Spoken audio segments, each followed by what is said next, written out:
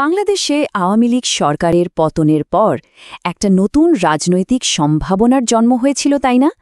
একটা নতুন জোট যা নিয়ে অনেকের মনেই ছিল অনেক আশা, কিন্তু সেই আশার জোট কিভাবে একটা বিপজ্জনক ত্রিমুখী সংঘাতে পরিণত হল, চলুন আজকের এই আলোচনায় আমরা সেই নাটকীয় পট পরিবর্তনের কারণগুলোই খুঁজে বের করি।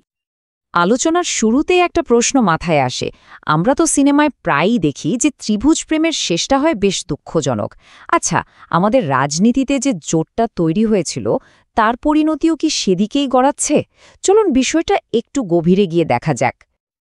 তো প্রথমে একদম শুরুর দিনগুলোতে ফিরে তাকানো যাক, যখন দেশের রাজনৈতিক পট পরিবর্তনে একটা নতুন জোটের জন্ম হল। এই পর্বে আমরা দেখব কিভাবে এই রাজনৈতিক জোটের গল্পটা শুরু হয়েছিল। এই জোটের মূল খেলোয়াড় ছিল তিনজন: বিএনপি, জামায়াত আর তখনকার অন্তর্বর্তীকালীন সরকার। তাদের সবার একটাই লক্ষ্য ছিল দেশকে এমনভাবে সংস্কার করা যেন ভবিষ্যতে আর কোনো ফ্যাসিবাদী শক্তি মাথাচাড়া দিয়ে উঠতে না পারে। মানে বুঝতেই পারছেন, লক্ষ্যটা কিন্তু বেশ বড় ছিল, আর সবাই একটা ভালো কিছুর আশাই করছিল। কিন্তু সেই ঐক্যটা বেশিদিন টিকল না। রাজনীতির জটিল প্যাচে পড়ে সেই জোট এখন একেবারে ভাঙনের মুখে। চলুন দেখি ঠিক কোন জায়গাটায় এসে সম্পর্কে ফাটলটা ধরল। সবকিছু কিন্তু ঠিকঠাকই চলছিল। গোলটা বাঁধল ঠিক তখনই, যখন জাতীয় সংস্কারের ফাইনাল ড্রাফট বা চূড়ান্ত প্রস্তাবটা সামনে এলো। আর এই একটা প্রস্তাবই পুরো জোটের মধ্যে একটা মারাত্মক মতবিরোধ তৈরি করে দিল। প্রস্তাবটা হাতে পাওয়ার পর বিএনপির দিক থেকে তো সরাসরি অভিযোগ তোলা হলো যে তাদের সাথে রীতিমতো প্রতারণা করা হয়েছে। তাদের কথা পরিষ্কার, আমরা যেটাই সই করেছিলাম এই প্রস্তাবে তো তার কিছুই নেই। আর ঠিক এখান থেকেই অবিশ্বাস আর দূরত্বের দেয়ালটা উঠতে শুরু করল। বিষয়টাকে সহজভাবে বোঝানোর জন্য একটা উদাহরণ দেওয়া যায়। ধরুন, কথা হলো বিয়ের কাবিন হবে ২০ লক্ষ টাকা, কিন্তু কাজী যখন ফাইনাল ডকুমেন্ট নিয়ে আসলো দেখা গেল সেখানে লেখা মাত্র ২ লক্ষ টাকা। কি হবে তখন? একটা বিশাল গণ্ডগোল বেঁধে যাবে, তাই না? এখানেও ঠিক তেমনটাই হয়েছে। যা কথা দেওয়া হয়েছিল চূড়ান্ত প্রস্তাবে তার ছিটে ফোটাও ছিল না। তো মূল সমস্যাটা ছিল দুটো জায়গায়। প্রথমত, বিএনপি বলছিল সংস্কার প্রস্তাবের বিষয়বস্তু একদমই ওলটপালট করে দেওয়া হয়েছে, আর দ্বিতীয়ত জামায়াত চাইছিল গণভোট নভেম্বরেই হোক, কিন্তু বিএনপি চাইছিল সেটা সাধারণ নির্বাচনের সাথে করতে। ব্যাস, এই দুটো বিষয়ই জোটটাতে একেবারে খাদের কিনারায় নিয়ে গেল। যখনই একটা সম্পর্ক ভাঙে তখন কি হয়? শুরু হয় একে অপরকে দোষারোপ করার পালা। চলুন এবার দেখি এই ভাঙনের জন্য কে কাকে দায়ী করল আর তারপর কি ঘটল। একটা মজার ব্যাপার হলো, সূত্রগুলো বলছে এই ঝামেলার পেছনে নাকি জাতীয় ঐক্যমত কমিশনের কিছু বুদ্ধিজীবীর হাত আছে। তাদের ভাড়াটিও বলে উল্লেখ করা হয়েছে। অভিযোগটা হলো তারা একটা বিতর্কিত প্রস্তাব তৈরি করে দিয়েই দেশ ছেড়ে চলে গেছেন, আর দলগুলোকে একটা ভয়াবহ সংঘাতের মধ্যে ফেলে দিয়ে গেছেন।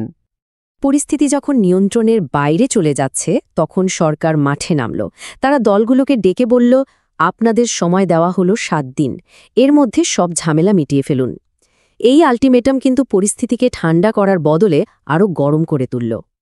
৭ দিনের আল্টিমেটামে কোনো কাজ তো হলোই না, উল্টো চাপা উত্তেজনাটা এখন প্রকাশ্য সংঘাতে রূপ নিল। এখন আর শুধু মতবিরোধ না, এখন শুরু হয়েছে সরাসরি একে অপরকে হুমকি দেওয়ার পালা। যেমন ধরুন, বিএনপির আমির খুসরু মাহমুদ চৌধুরী জামায়াতকে খোলাখুলি হুঁশিয়ারি দিয়ে বললেন, কথায় কথায় রাস্তায় নামার হুমকি দেবেন না। দেশের সবচেয়ে বড় দল যদি রাস্তায় নামে তাহলে কিন্তু সংঘাত বেঁধে যাবে। ভাবা যায়, যারা কদিন আগেও বন্ধু ছিল তারাই এখন একে অপরের প্রতিপক্ষ। জামায়াতও কিন্তু ছেড়ে কথা বলার পাত্র না, তারাও পাল্টা হুমকি দিয়ে দিল। বলল, ১১ নভেম্বরের সমাবেশের পর আমাদের দাবি না মানা হলে ঢাকার চেহারা পাল্টে দেব। মানে বুঝতেই পারছেন পরিস্থিতি কতটা উত্তপ্ত। আর এখানেই সংঘাতের আরেকটা দিক খুলে গেল। এবার বিএনপির টার্গেট অন্তর্বর্তীকালীন সরকার।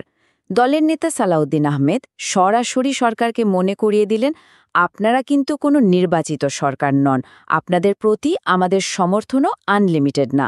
এটা কিন্তু সরকারের জন্য একটা বড় চ্যালেঞ্জ। আর সবচেয়ে কড়া কথাটা এলো এরপরেই।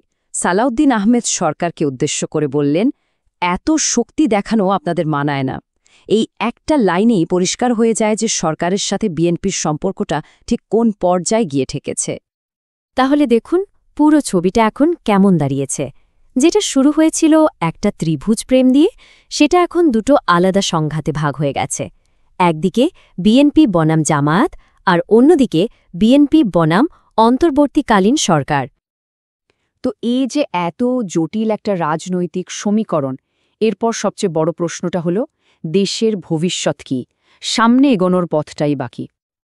একটা কথা পরিষ্কার, সেই রাজনৈতিক প্রেম কাহিনী এখন অতীত। তার জায়গায় যা তৈরি হয়েছে তা হলো একটা বিপজ্জনক ত্রিমুখী সংঘাত, আর এটা দেশের স্থিতিশীলতার জন্য একটা বড়সড় হুমকি। এই মুহূর্তে মনে হচ্ছে পুরো দেশটাই যেন একটা চৌরাস্তার মোড়ে এসে দাঁড়িয়েছে। এখান থেকে রাস্তা কোন দিকে যাবে তা নিয়ে একটা গভীর অনিশ্চয়তা তৈরি হয়েছে। তাই এই আলোচনাটা আমরা কোনো উত্তর দিয়ে শেষ করছি না, বরং কয়েকটা খুব জরুরি প্রশ্ন রেখে যাচ্ছি। যে সংস্কারের স্বপ্ন নিয়ে এত কিছু শুরু হয়েছিল, সেটার কি হবে? সামনে যে নির্বাচন, তার ভবিষ্যৎ কতটা সুরক্ষিত? আর সবথেকে গুরুত্বপূর্ণ প্রশ্নটা হলো, এই সংঘাত বাংলাদেশের গণতন্ত্রকে শেষ পর্যন্ত কোন দিকে নিয়ে যাবে?